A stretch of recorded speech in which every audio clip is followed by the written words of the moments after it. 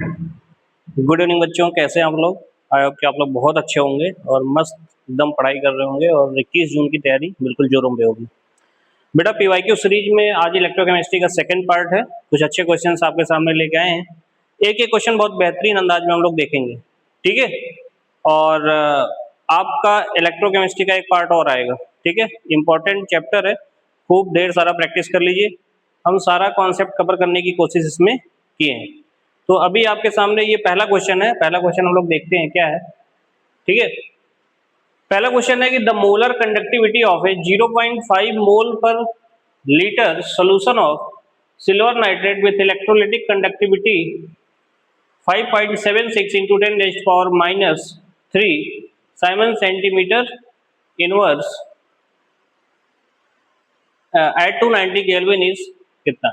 Molar conductivity of a 0.5 molar conductivity of a 0.5 mole per decimeter solution of HNO3 with electrolytic conductivity of इतना Simon centimetre inverse, ठीक है। तो बस simple ये आप कर सकते हैं, इसमें कोई बहुत बड़ी बात नहीं है, ठीक है। कैसे करेंगे जरा ध्यान से देख लेना। देखिए मोलर कंडक्टिविटी का सीधा सीधा आपको फॉर्मूला लगाना है और आंसर फाइंड करना है, ठीक है। देखिए कैसे, मोलर कंडक्टिविटी इक्वल टू क्या होता है, कप्पा इंटू 1000 अपॉन सी, मतलब कंसंट्रेशन। मोलर कंडक्टिविटी आपको फाइंड करना है। कंडक्टिविटी कितना दिया है बेटा, 5.76 into 10 raise to power minus 3 into 1000 divided by concentration कितना दिया है 0.5, ठीक है। तो इसको आप सॉल्व कर लीजिएगा, वही आपका आ जाएगा आंसर, ठीक है। तो मोलर कंडक्टिविटी आपको निकालना है, तो इस फॉर्मूले से आप फटाफट इसको फाइंड कर सकते हैं। इसको आप सॉल्व कर लीजिएगा, जो भी आंसर आएगा वही हो जाएगा। तो इसको और क्या करेंगे, 5.76 इंटू 10⁻⁻3 10⁻+3, तो ये कैंसिल हो जाएगा, डिवाइडेड बाई 0.5। इसको क्या लिख सकते हैं, 5760 डिवाइडेड बाई 500, 0 से 0 कैंसिल हो गया और ये हो जाएगा 11×25=55 हाँ, तो ये लगभग आ जाएगा 11.52। कितना आ जाएगा बेटा, 11.52। ये बिल्कुल इसका राइट आंसर है, ठीक है। तो सीधा सीधा फॉर्मूला बेस्ड क्वेश्चन था, अगर फॉर्मूला याद रहता तो आप आंसर कर लेते हैं। चलिए अभी सेकंड नंबर का क्वेश्चन देखते हैं। सेकंड नंबर का क्वेश्चन बेटा आपके सामने स्क्रीन पर दिख रहा होगा।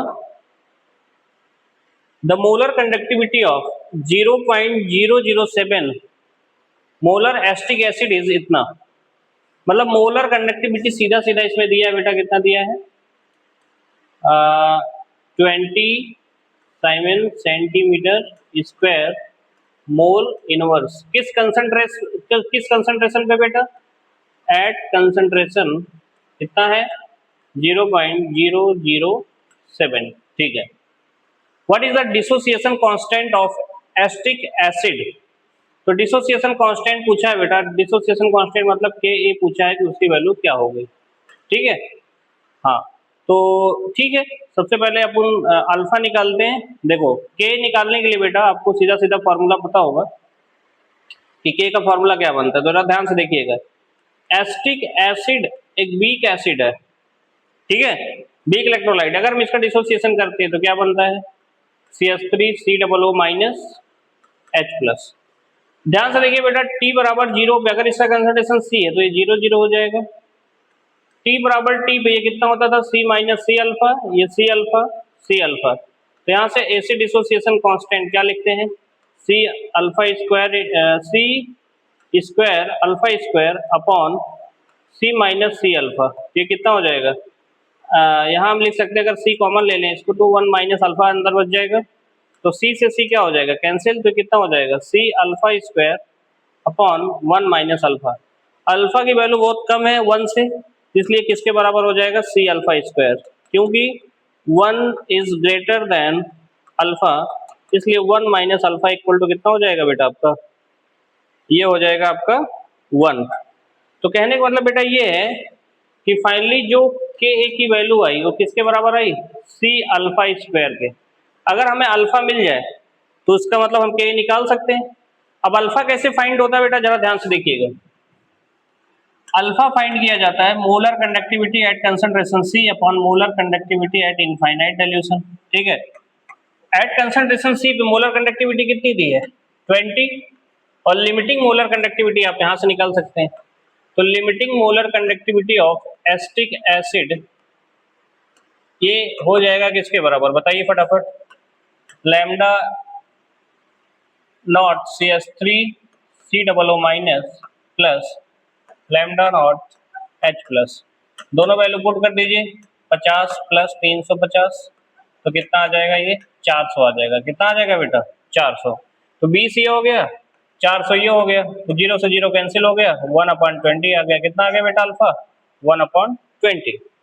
ठीक है, 1/20 आ गया। अब देखिए मैंने अभी आपको बताया था कि के ए कैसे निकलेगा, ए से डिसोसिएशन कांस्टेंट, तो सी अल्फा स्क्वायर से निकलेगा। तो के ए इक्वल टू हो गया सी, सी मतलब कंसंट्रेशन कितना दिया बेटा, कंसंट्रेशन दिया 0.007, तो 0.007 इंटू अल्फा की वैल्यू कितनी आई बेटा, अल्फा की वैल्यू आपकी आ गई कितना बताइए, अल्फा की वैल्यू आपकी आ गई कितना बेटा 1/20, 1/20। ठीक है, तो इसको आप सॉल्व कर लेना, जो आपका आंसर आ जाएगा वही हो जाएगा। ठीक है बेटा, तो आप इसको लिख सकते हैं 7/20 इंटू यहाँ 1000 हो जाएगा। ठीक है, फिर लिख देंगे 7/2 इंटू 10⁻⁴, तो ये हो जाएगा 7/2 इंटू 10⁻⁻⁴, ये आ जाएगा 3.5 इंटू 10⁻⁻⁴। ठीक है बेटा, समझ में आया नहीं समझ में आया, या हम इसको लिख सकते हैं कहीं अगर कैलकुलेशन में कोई मिस्टेक हुआ होगा देख लीजिएगा। मतलब ये पूरा प्रोसेस होता है आपका कि कैसे हमें सॉल्व करना है। तो के ए निकालने के लिए बेटा सी अल्फा स्क्वायर का फॉर्मूला लगता है, सी आपके सामने दिया है, अल्फा आप निकाल लेंगे इस तरीके से, और अल्फा निकालने के बाद उसमें पुट करेंगे तो आपका क्या आ जाएगा आंसर। ठीक है, चलिए इसको देख लीजिएगा। अब क्वेश्चन नंबर 3 देखते हैं। देखिए क्वेश्चन नंबर 3 क्या है बेटा, find EMF of the cell in which the following reaction takes place at 298 Kelvin. ठीक है, चलिए ईएमएफ ऑफ द सेल पूछा है, तो सीधा सीधा बेटा इसमें नस्ट इक्वेशन लगाना है। नस्ट इक्वेशन क्या होता है, E cell equal to E not cell minus 0.059/n log product upon reactant. Product side में क्या है, ये है और ये है, सॉलिड है तो इसका 1 हो जाएगा कंसंट्रेशन। तो प्रोडक्ट साइड में है आपका concentration of Na+2 upon concentration of, इधर क्या हो जाएगा Ag+ और इसका कर देंगे स्क्वायर। ठीक है, अब देखो बेटा ई सेल अपने को निकालना है, E cell equal to E not cell की वैल्यू कितना दिया है 10.5। ठीक है बेटा 10.5 दिया हुआ है ये, ठीक है, और माइनस 0.059/n, n की वैल्यू कितना है, n की वैल्यू हो जाएगा आपका 2, कितना हो जाएगा 2 लॉग Na+2 का कंसंट्रेशन कितना है 0.001 डिवाइडेड बाई Ag+ का कंसंट्रेशन कितना है बेटा 0.001, इसका स्क्वायर करेंगे तो ये कितना हो जाएगा 0.001। ये n से यहाँ से कैंसिल हो गया। ठीक है, तो ये बच जाएगा आपका कितना, देखिए तो हम इसको लिख लेंगे E cell equal to 10.5 minus 0.059 divided by 2।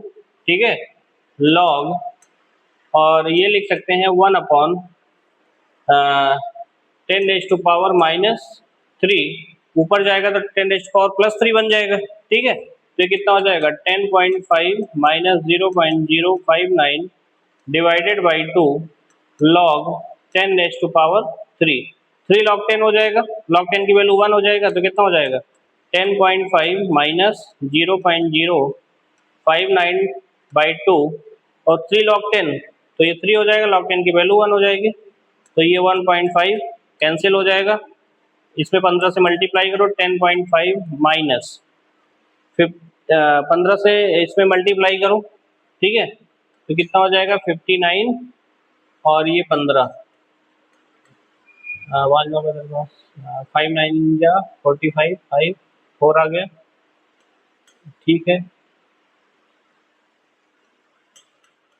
5 9 18 5 2 7 1 8, तो 885 आया, कितने डेसिमल 3 1 4 1 2 3 4 1 2 3 4, तो 0.088 0.0885 माइनस कर दो, तो माइनस करने के बाद कितना आएगा 10.5 और ये कितना आ जाएगा 0.0 है ना 8, तो 2 आ जाएगा, यहाँ बच जाएगा 4, यहाँ बच जाएगा 9, तो 9.4 0.94, तो कितना आ जाएगा भाई, कहाँ गड़बड़ हो रहा है, माइनस करना सीधा सीधा, तो आप एक बार इसको माइनस कर लीजिएगा, माइनस करने के बाद जो भी आंसर आ रहा है वही आपका क्लियर आंसर हो जाएगा, ठीक है, समझ में आया बेटा, तो कुछ नहीं करना है, फटाफट इसको रखना है पूरी वैल्यू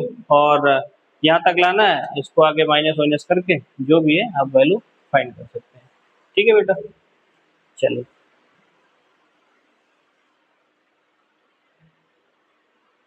वही आपका आएगा लगभग सेकंड वाला आना चाहिए, सेकंड के आसपास, ठीक है, चलिए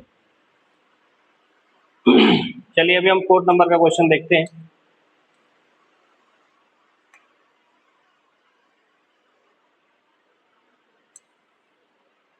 Two half cell reactions are given below. The standard EMF of a cell with a feasible redox reaction. Feasible मतलब ऐसा रिएक्शन जो कंटिन्यूस चल रहा हो। अगर E नॉट सेल की वैल्यू कैसी है, पॉजिटिव है, तो feasible मानी जाती है रिएक्शन, feasible redox रिएक्शन। सीधा सीधा फॉर्मूला लगाओ बेटा, E naught cell equal to E naught cathode minus E naught anode, ठीक है, तो कैथोड पे ये वाली रिएक्शन कहाँ होगी बेटा, कैथोड पे, और ये वाली रिएक्शन कहाँ होगी बेटा, एनोड पे। कैसे पता लगेगा ये कौन कैथोड होगा कौन एनोड, इलेक्ट्रोकेमिकल सीरीज से, ठीक है, थोड़ा सा वहां से ध्यान देखिएगा। तो ई नॉट कैथोड की वैल्यू कितनी है 1.81 माइनस ई नॉट एनोड की वैल्यू कितनी है माइनस 1.66, तो 1.81 प्लस 1.66, ठीक है बेटा, तो इसको ऐड कर लीजिएगा, जितना आ जाएगा आंसर आपका 1.81 1.66 7 4, तो ठीक है, तो प्लस 3.47 आ जाएगा, कितना आ जाएगा प्लस 3.47, सीधा सीधा फॉर्मूले पे था। चलिए 5th नंबर का क्वेश्चन देख लेते हैं, अभी 5th नंबर का क्वेश्चन देखते हैं जल्दी जल्दी, ठीक है, 5th नंबर का क्वेश्चन देखते हैं बेटा। The standard electrode potential for the cell with cell reaction is इतना, कैलकुलेट द स्टैंडर्ड गिव्स energy change for the cell reaction, ठीक है, सीधा सीधा ए बी फॉर्मूले पे delta G not equal to क्या होता है minus n F E not cell, right. देखो एन क्या है, चेंज इन ऑक्सीडेशन स्टेट, कितना वैलेंसी फैक्टर एक तरीके से देखा जाए तो कितना आता है 2 आता है। फैराडे कांस्टेंट कितना है 96,487, मतलब अगर हम इसको 96500 लिख सकते हैं।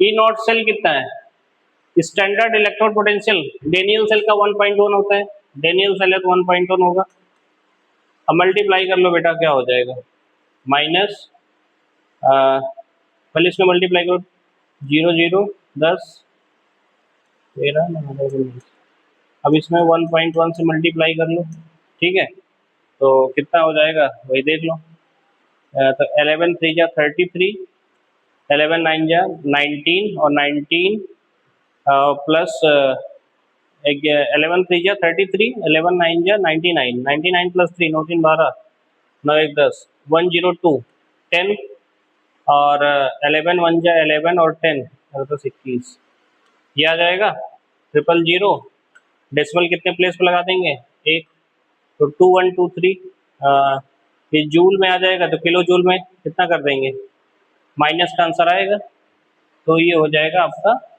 ये वाला -212.27 किलो जूल। पहले जूल में आएगा आंसर, फिर इसको 1000 से डिवाइड करेंगे तो कितना आ जाएगा बेटा, ये किलो जूल में आ जाएगा, है ना। ये आंसर आएगा पहले जूल में, फिर इसको डिवाइड करेंगे 1000 से तो किस में आ जाएगा आंसर, किलो जूल में। ठीक है बेटा, तो सीधा सीधा ये आपके फॉर्मूला बेस्ड क्वेश्चन था, प्रैक्टिस के लिए अच्छा क्वेश्चन है। चलो 6 नंबर का क्वेश्चन देखो भाई,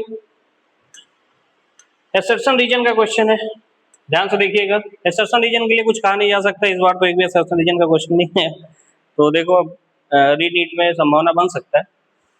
Given below are two statements. One is labeled as assertion A and other is labeled as region R.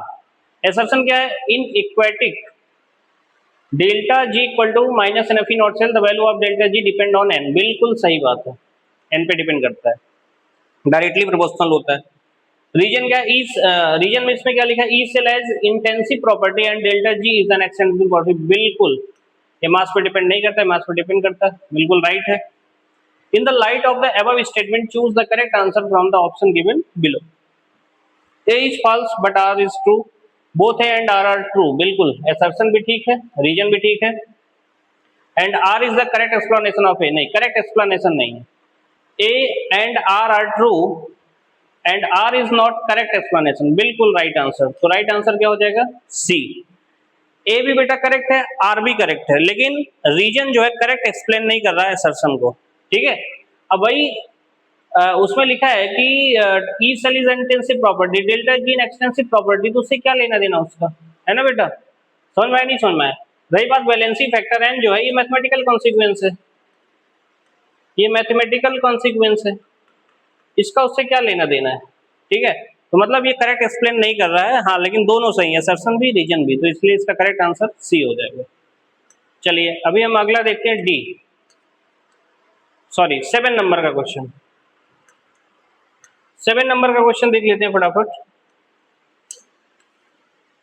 The conductivity of a centimolar solution of KCl at 25 degree Celsius is 0.021, ठीक है, and the resistance of the cell containing the solution at 25 degree Celsius is 60 ohm, the value of the cell constant.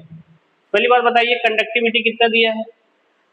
Conductivity कितना दिया है? 0.0210, ठीक है, और resistance कितना दिया है? R 60 ओम दिया है, और आपसे सेल कांस्टेंट L/A या इसको लिखते हैं G स्टार, ये आपसे पूछा हुआ है। ठीक है, इसमें कुछ नहीं करना है, सिंपल फॉर्मूले बेस्ड है, ये सेल कांस्टेंट पूछा है, तो आपने ये रिलेशन पढ़ा होगा, conductivity equal to conductance into G star cell constant. या हम इसको रीअरेंज करें तो conductivity equal to 1/R into G star मतलब L/E मतलब सेल कांस्टेंट, यही है आपका सेल कांस्टेंट, यही पूछा भी है। तो बताओ G स्टार इक्वल टू कितना हो जाएगा बेटा? Conductivity into resistance. कंडक्टिविटी कितनी दी है? कंडक्टिविटी दी है 0.0210 और रेजिस्टेंस कितना दिया है? 60, तो मल्टीप्लाई कर लो बेटा, कितना हो जाएगा? 0 6 12, एक जीरो आगे बढ़ा लीजिए, डेसिमल कितने प्लेस पे? 1 2 3 4, 1 2 3 4, ठीक है, तो 1.26 आ रहा आंसर, 1.26 मतलब correct answer is D. D आपका करेक्ट आंसर है। ठीक है, तो ये रिलेशन आपको याद होगा, conductivity equal to conductance into cell constant. Conductivity और रेजिस्टेंस में, कंडक्टेंस और रेजिस्टिविटी में कैसा इनवर्स का रिलेशन होता है रेजिस्टेंस में, तो G इक्वल टू हो गया 1/R। ठीक है, देख लो उसको अच्छे से। चलिए अब 8वें नंबर का क्वेश्चन करते हैं बेटा। देखिएगा, मैचिंग का क्वेश्चन है, कर सकते हुए भी। 1 mole of H2O2O2, 1 mole of MnO4 minus, देखो अगर मैं इसको बेटा देखें, MnO4 माइनस से Mn+2, तो कितने का चेंज हो रहा है इलेक्ट्रॉन का?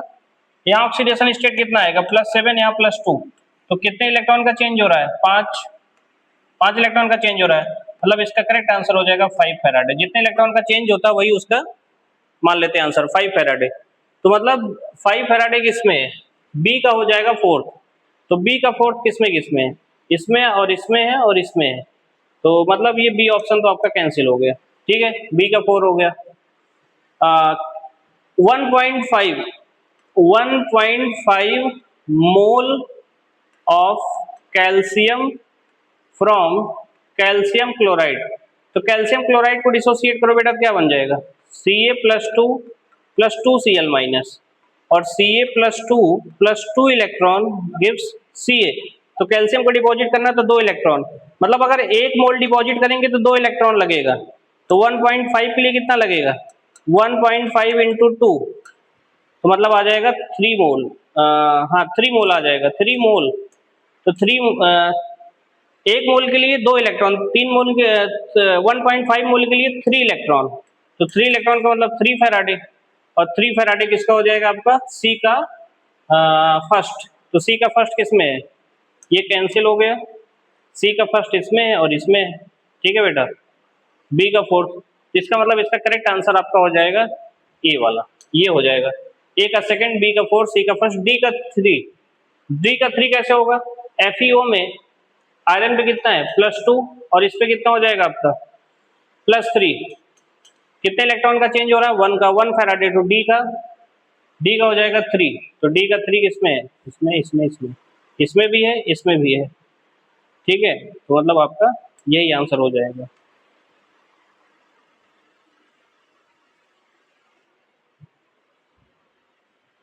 चलिए, तो इसमें कुछ नहीं करना है, जितने इलेक्ट्रॉन का चेंज आता है उतने फैराडे आंसर हो जाता है। ठीक है, चलिए 8 नंबर का हो गया। अब 9वां नंबर का क्वेश्चन देखते हैं फटाफट।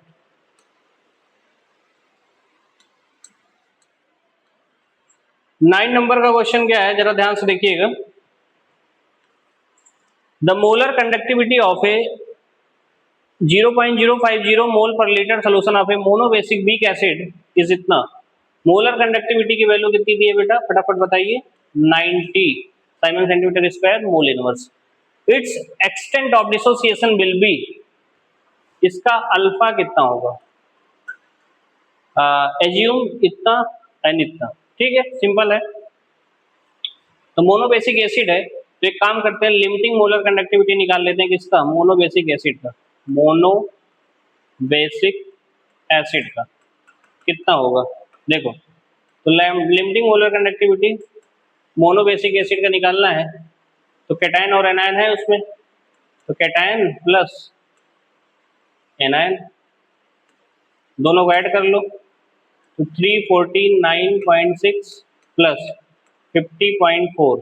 ठीक है, इसको ऐड करोगे कितना हो जाएगा? 349.6 और 050.4, 10 आ गया, 10 आ गया, 10 आ गया, 4 आ गया, तो मतलब हो गया 400। ये कितना आ जाएगा बेटा? 400। ठीक है, और ये मोलर कंडक्टिविटी दिया एट कंसंट्रेशन सी पे, तो अल्फा की वैल्यू क्या हो जाएगी?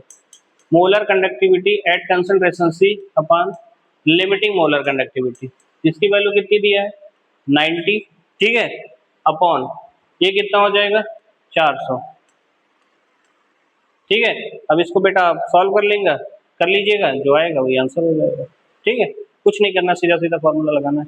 लेकिन हाँ, इस क्वेश्चन से आपके फॉर्मूले की प्रैक्टिस लगातार हो रही है। ठीक है, फॉर्मूला याद होते जा रहा है आपको।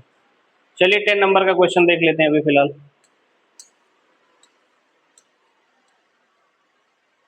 देखिए बेटा, the number of electrons delivered at the cathode during electrolysis by a current of 1 ampere in 60 second. Number of electron पूछा है, तो बताओ बेटा, सबसे पहले निकालेंगे क्यू। क्यू इक्वल टू क्या होता है? IT। आई मतलब कितना करंट है बेटा? 1 एम्पियर इंटू 60। तो क्यू की वैल्यू कितनी आ गई बेटा? 60 आ गई। अब चार्ज आने इलेक्ट्रॉन दिया है, ठीक है। आपने फॉर्मूला पढ़ा होगा, Q equal to n E. तो एन इक्वल टू क्या हो जाएगा? नंबर ऑफ इलेक्ट्रॉन पूछा आपसे, तो n equal to Q upon E हो जाएगा। क्यू की वैल्यू कितनी है? 60। इलेक्ट्रॉन पे चार्ज कितना होता है बताओ बेटा, बताओ। इलेक्ट्रॉन पे चार्ज कितना होता है? चार्ज आने इलेक्ट्रॉन कितना होता है? 1.6 इंटू 10⁻⁻19। समझ में आया ना? तो इसको फटाफट आप सॉल्व करिए, देखिए कितना आ जाएगा। ये हो जाएगा 60 इंटू 10⁻⁹ ऊपर चला गया अपॉन 1.6, ठीक है। तो ये हो जाएगा 6 इंटू 10⁻² इंटू 10⁻19 बाई 16, ठीक है। 19 20 21, तो ये हो जाएगा 6 इंटू 10⁻21 डिवाइडेड बाई 16। इसको थोड़ा सा आगे सॉल्व कर लीजिएगा, आ जाएगा। तो 3 2 जा 6, 8 2 जा 16, तो 3/8 इंटू 10⁻21, ठीक है। और तो इसको आप सॉल्व कर लेना, आ जाएगा आंसर आपका फटाफट, ठीक है बेटा। तो हमें लग रहा है कि इसका करेक्ट आंसर आना चाहिए 3.75 इंटू 10⁻20, ठीक है। तो बेटा क्वेश्चन मैंने आपको 10 करा दिए हैं, काफी अच्छे क्वेश्चन थे और सारे फॉर्मूले आपके रिवाइज हो रहे हैं बार बार। एक दो पार्ट हम और लेके आएंगे, मेहनत करते रहिए, खुश रहिए, और अगर कोई सजेशन है आपको मन में तो आप जरूर मुझे बताया करिए, और क्वेश्चन का लेवल कमेंट बॉक्स में जरूर बताइए कैसा है। Thank you so much.